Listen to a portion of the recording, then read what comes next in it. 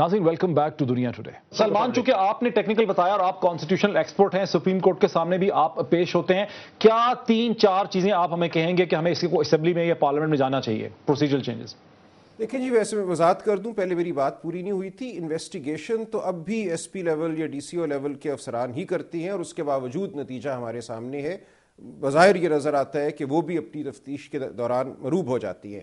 جو فرق ہے اس وقت وہ یہ ہے کہ وارنٹ لیے بغیر گرفتاری عمل میں لائی جاتی ہے, یہ اس کا نان کاگنیزبل ہونے کا اثر ہے. اب پارلیمنٹ کے سامنے کیا تجویز رکھی جائے جس سے جو ایک معاشرتی ناہمواری ہے اور جو ڈی سی او لیول اور ایس پی لیول کے افسران بھی جس سے مروب ہو جاتی ہیں اس سے ان کو پروٹیکشن ملے, یہ بہت غور طلب معاملہ ہے. اور بات سوچ سوچ کر پھر یہیں آتی ہے کہ 1980 یا 80 کی دہائی کے بعد یہ مقدمات کیوں بڑھے ہیں؟ کیا ایسا تو نہیں ہے کہ اس جرم کے ہمارے ضابطۂ فوجداری میں ہونے کی وجہ سے لوگوں کو شے ملتی ہے کہ اس شر کو وہ پھیلائیں؟ اس سے پہلے ہمارے معاشرے میں یہ کوئی مسئلہ نہیں تھا, ایسی صورت نہیں تھی کہ خدا نخواستہ توہین رسالت ہو رہی تھی یا خدا نخواستہ بے حرمتی قرآن پاک ہو رہی تھی اور یہ معاملہ عام تھا اور قانون سازی کی ضرورت تھی. قانون بنا تو ہم دیکھتے ہیں کہ یہ واقعات یا ان کا جو مقدمات کا ایک کی شرح جو ہے وہ بڑھ گئی بہت زیادہ.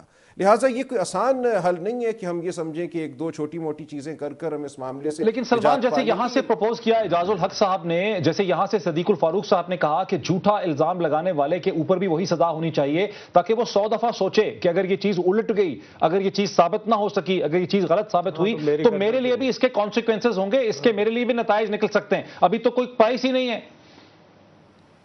جی ٹھیک بات ہے, وہ شاید ایک صائب قدم ہو, لوگ شاید اس سے مروب ہوں, شاید ڈریں, لیکن دیکھیں جس پہ الزام لگتا ہے اس کی زندگی تو بہرحال ختم ہو جاتی ہے. اس کے بعد الزام لگانے والے پر کیا ہوگا یہ ایک دوسری بات ہے. ہمارے ہاں صورت یہ ہے کہ الزام لگتے ہی اس شخص کی زندگی وہ نہیں رہتی, ایک عام نارمل زندگی گزارنے کے قابل وہ نہیں رہتا, اس کو کہیں چھپ جانا پڑتا ہے یا ملک بدر ہو جانا پڑتا ہے, یہ بات واضح ہے. اور اگر وہ ایسا نہیں کرتا تو وہ قتل ہو جاتا ہے. تو یہ ایک بہت ہی خوفناک الزام ہے جس کو ریاست کی لیکن سلمان وقت بڑا تھوڑا ہے, پولیٹیکل کنسنسس پیدا کرنے کے لیے وہ کیا نکات ہو سکتے ہیں جس کے گرد ہم ایک سیاسی کنسنسس پیدا کر سکتے ہیں پاکستان کی بڑی سیاسی جماعتوں کے؟ اس میں ایک پولیٹیکل ول کی بھی ضرورت ہے. ریاست کے پاس یہ اختیار ہوتا ہے کہ وہ عدالت کے سامنے بھی مقدمے سے دستبردار ہو جائے, یہ کہے کہ ناکافی شہادت ہے, ہم اس کو پروسیکیوٹ نہیں کرنا چاہتے. اس وقت ہوتا یہ ہے کہ ٹرائل کورٹ لیول پہ کنوکشن ہو جاتی ہے, high court supreme court level پہ ایکویٹل ہو جاتا ہے. تو کیوں ہماری ریاست, ہماری جو سیاسی قیادت ہے, یہ کنوکشن نہیں دکھاتی کہ ٹرائل کورٹ لیول پہ یہ کہہ دے عدالت کو کہ ناکافی شواہد ہیں, ہم اس مقدمے کی پروسیکیوشن نہیں کرنا چاہتے. اچھا یہی رکیں اجاز صاحب, آپ بتائیے. کیا جو بات میں بتا رہا تھا وہ یہی بات کر رہا تھا جو یہ کہہ رہے ہیں, اور آپ اس میں انوالو رہے ہیں کہ ایف آئی آر کٹنے سے پہلے اس کی انویسٹیگیشن ہو. جب سیشن جج جو ہے کنونس ہو جائے کہ یہ ایس پی یا D P O D C او جو ہے اپنے لیول پہ انکوائری جو کر کے آئے ہیں, اس کے انف ایویڈنس ہے میرے پاس کہ اس کے خلاف ایف آئی آر کٹ سکتی ہے, تو پھر وہ اجازت دیتا ہے ان کو ایف آئی آر کاٹنے کی. یہ پروسیجرل چینجز ہیں جو لانے کی ضرورت ہے. لیکن اس سے پھر 2 قسم کی چیزیں ہو جاتی ہیں کہ کسی کو پکڑنے. یہ بات آپ پہ الزام لگا, آپ کے خلاف ایف آئی آر کٹی. یہاں تو ایک اور بھی مسئلہ ہے نا, آپ پہ الزام لگا, آپ پہ لوگ مار دیتے ہیں لوگ. ہاں لیکن دیکھیں نا یہ چیزیں عدالت سے ایک کو پھانسی نہیں ملی, لوگوں نے ہاتھوں سے پچھلے 30 برس میں پاکستان کی ریاست نے بلیسفیمی لاز کے تحت ایک بھی شخص کو ہینگ نہیں کیا, اس کو کنوکشن. اور ابھی یہ 2 فیصلہ بعد میں جو مسیحی بھائیوں کو مارے. لیکن ایک بڑی اہم بات ہے وہ یہ ہے کہ قانون کا جو پورا پروسیجر ہے, یعنی ایک کورٹ سے اس کو سزا ملی سیشن سے, اس کے بعد ہائی کورٹ میں اپیل ہے, پھر سپریم کورٹ میں اپیل ہے, یہ پورا ہی نہیں ہوتا. اور غیر ملکی طاقتیں بھی اس میں مداخلت کر رہی ہیں. ویسے ذاتی میں رائے دینا میں یہ چاہوں گی کہ میں سمجھتی ہوں کہ اس وقت اس قانون کی جو شکل مسخ ہو چکی ہے, یہ جو سیکشنز آئے ہیں 295B and C, تو میرا یہ خیال ہے کہ پہلے اس قانون کو ہمیں مکمل اس کو ریپیل کر کے پھر ہمیں ایک نیا قانون بنانا چاہیے. تمام سیاسی جماعتیں بیٹھے, ہاں, جس میں مذہبی رواداری کے حوالے سے اس کو سامنے رکھتے ہوئے آپ ایک ایسا قانون بنائیں جس کے اندر یہ ساری جو چیزیں اعجاز الحق صاحب بھی کر رہے ہیں اس کے اندر پھر پروسیجرل چیزیں بھی اس میں ہوں. نہیں, میرا مطلب ہے نہیں, اس میں پتہ کیا وہ بات وہ صحیح کہہ رہے ہیں سلمان صاحب کہ پروسیجرل چیزیں بھی آپ کر لیں گے. میرا خیال ہے پروسیجرل چیزوں کا جو ابھی تجربہ میں بتا رہی تھی کہ کیونکہ یہ جو آپ نے امینڈمنٹ کی ویمن پروٹیکشن ایکٹ کی وجہ سے, میں نے جا کے ابھی میری ریسنٹ اسٹڈی ہے جس میں نے دیکھا بہت عورتوں کو اس سے ریلیف ملا ہے, اس میں کوئی شک نہیں ہے. مگر مسئلہ یہ ہے کہ جب ایک دفعہ الزام لگ جاتا ہے, قانون کی اصلاح ہوئی ہے نا, اپیل تو نہیں ہوا. دیکھیں 2 چیزیں آپ نے آپ نے ایک پہلے بات کی تھی اور بڑی اچھی بات کی تھی کہ بیسیکلی ہم کیا چاہتے ہیں. ہم چاہتے تو یہ ہے نا کہ ایک ملک کے اندر جو مختلف مذاہب کے لوگ ہیں وہ ایک دوسرے کے مذہب کا احترام کریں, اور لوگوں کی مذہبی عبادت گاہیں جو ہیں ان کو تحفظ ہونا چاہیے, اور ہر شہری کو احساس سے تحفظ ہونا چاہیے, اس کا چاہے تعلق کسی بھی مذہب سے ہو.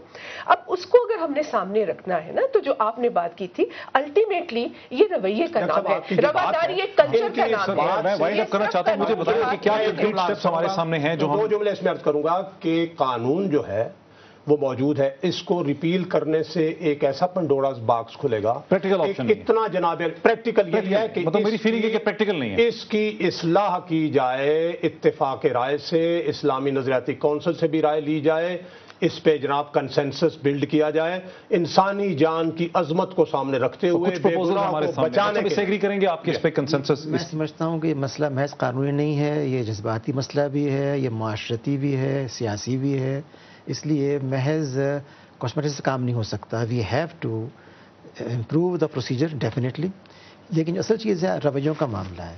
جب تک آپ ایجوکیٹ نہیں کریں گے افراد کو, ٹالرنس نہیں پیدا کریں گے, جو ریپریشن ہے ہمارے ہاں, جو غربت ہے, جو ناانصافی ہے, جو مظالم ہے, جو بنیاد ہے اس پورے, وہ تو ہمیشہ سے تھے مسائل ہمارے غربت کے. ہاں وہ رہے ہیں, وہ تو ہمیشہ سے تھے, لیکن یہ ان کے بعد تو 80 کی دہائی کے بعد کچھ اور ہی مسئلہ ہو گیا.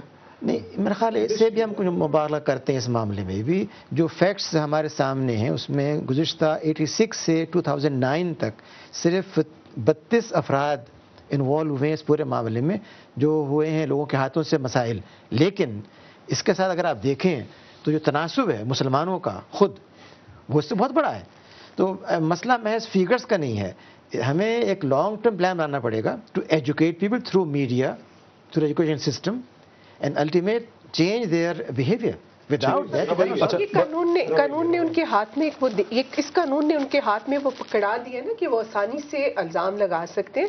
لیکن جہاں بنیادی کنسنسس ہے کہ اس کے پروسیجر میں کلاس میرا میں صرف یہ کہنا چاہتی ہوں, دیکھیں ہم مسلمان صرف ہم پاکستان میں تو نہیں رہتے نا, پوری دنیا میں بہت سارے مسلمان ہیں, اور ان ملکوں کو بھی دیکھیں, وہاں پہ تو بلاسفمی کا اس طرح کے قوانین موجود نہیں ہے. یقیناً ڈاکٹر صاحب وقت ہمارا بالکل ختم ہو گیا. ڈاکٹر فرزانہ باری آپ کا, اعجاز الحق صاحب کا آپ کا, صدیق الفاروق صاحب کا, ڈاکٹر انیس احمد کا, اور اسی طرح لاہور سے کانسٹیٹیوشنل ایکسپرٹ سلمان اکرم راجہ صاحب کا ہمیں اس ڈسکشن میں جوائن کرنے کا بہت شکریہ. ناظرین, ہم نے شروع میں یہ کہا کہ قوانین تو ہوں گے, ہر ریاست کا یہ حق ہے کہ اپنی بنیادی سیاسی, سماجی اور اپنی مذہبی اقدار کے تحفظ کے لیے قانون سازی کرے, لیکن قانون سازی پہ نظر ثانی کیا جا سکتا ہے. اور ہم دیکھتے ہیں کہ ایک قانون کا اگر ابیوز ہو رہا ہے, اس کا استحصال ہو رہا ہے, اس کے غلط نتائج جان بوجھ کر نکالے جا رہے ہیں, تو ظاہر ہے اس کے پروسیجر کو یہاں پہ دیکھنے کی ضرورت ہے. اور ہماری بحث سے 2-3 اس میں نکات ضرور سامنے آتے ہیں, جیسے اعجاز الحق صاحب نے کہا, جیسے سلمان اکرم راجہ صاحب نے کہا, جیسے ڈاکٹر انیس نے اکتفا کیا, جیسے صدیق الفاروق صاحب نے کہا کہ اس میں اس کے پروسیجر میں تبدیلی آنی چاہیے. جو ایکیوز ہے, جو ایکیوزیشن لے کے آتا ہے, جو الزام لگاتا ہے, اگر اس کو یہ پتا ہو کہ میرے لیے بھی سزا ہے قانون میں غلط الزام لانے کی, تو اس سے بھی بہتری کا ایک عمل ہوگا. اگر 295C کو کاگنیزبل نہ رکھا جائے, اگر پولیس کے لیے وارنٹ کے بغیر گرفتاری کرنا, اس پہ انویسٹیگیشن کو ہائر لیول پہ پش کیا جائے, اس سے بھی بہتری نکل سکتی ہے. یقینی طور پر اس کے پروسیجرز میں تبدیلی لانے کے لیے پاکستان کی بڑی سیاسی جماعتوں کو آپس میں ایک پولیٹیکل کنسنسس پیدا کرنے کی ضرورت ہے. یہ پاکستان کا ایک بائی پارٹیزن ابو پارٹی پالیٹکس جو ہے, یہ ایک چیلنج ہے. دیکھتے رہیے بہتر سے بہتر تجزیے کے لیے دنیا ٹوڈے. بہت شکریہ.